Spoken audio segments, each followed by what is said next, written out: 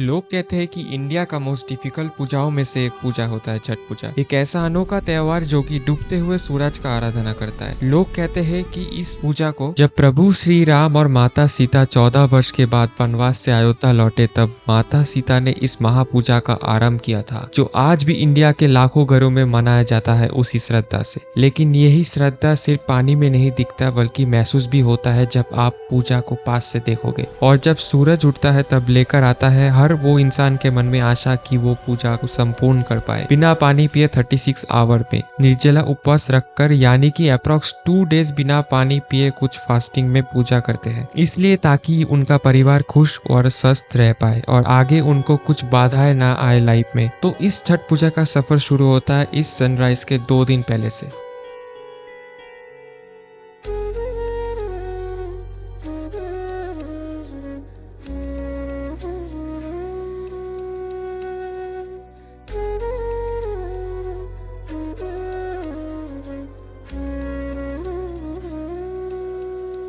आज है नहाए खाए और इस दिन से होता है इस महापर्व की आराम की तैयारी। आज के दिन जो फैमिली मेंबर्स एंड जो उपवास रखेंगे उनको फ्रेश होकर नया ड्रेस पहनकर इस दिन की शुरुआत एक सात्विक भोजन के साथ करना होता है, जिसमें विशेष करके लौकी की सब्जी होती है। उसे होता ये है कि अगले 2 दिन के लिए पेट ठंडा रहता है। और इस दिन से पूरा घर में मेरे गेस्ट आने लगते हैं, मेरी बड़ी दीदी, Neiphiu and niche. Next day इस खन्ना। इस दिन से माँ और दीदी लोग उपवास रखते हैं और पूरा दिन बिना खाए रहते हैं। एंड इसी दिन सूर्य भगवान को प्रसाद देकर निमंत्रण दिया जाता है कि उनका बिना किसी बाधा के सफल हो। एंड इस पूजा के लिए रोटी खीर बनाते हैं एंड उसे केले के पत्ते के ऊपर सजाकर भगवान को परोसा जाता है। एंड उसी प्रसाद को रात में फिर जो उपवास करते हैं एंड सभी फैमिली मेंबर खाते हैं। And this meal become the last one before fasting. And the last time जो पूजा करेंगे वो फैमिली के लिए वो पानी पीते हैं एंड पूजा आरंभ होता है। फिर नेक्स्ट दिन होता है शाम का अर्घ। पर मम्मी रात के 4 बजे से प्रसाद यानी कि ठेकुआ बनाना स्टार्ट कर देती है, जो कि छठ पूजा का एक विशेष प्रसाद होता है।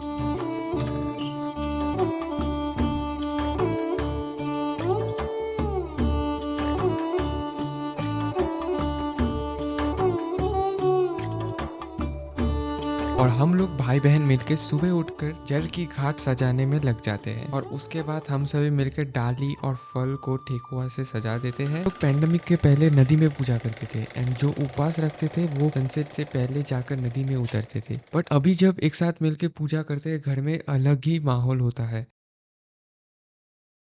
अभी सुबह के 4 बज रहे हैं और हम लोग डाला सजा रहे हैं।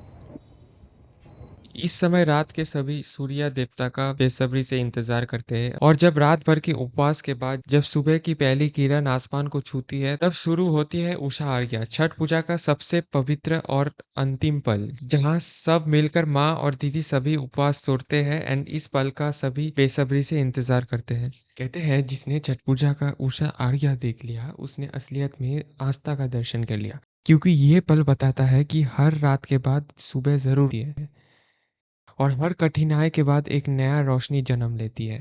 जैसे कोई फेमस शख्स ने कहा था, even the darkest night will end and the sun will rise.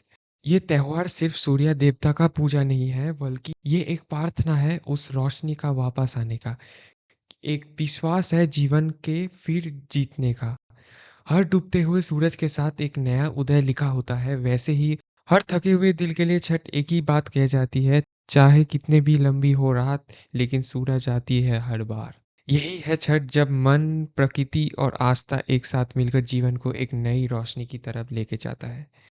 और रुको रुको, कहाँ जा रहे हो? कमेंट तो कर दो, leave a comment, share with your friends. Bye.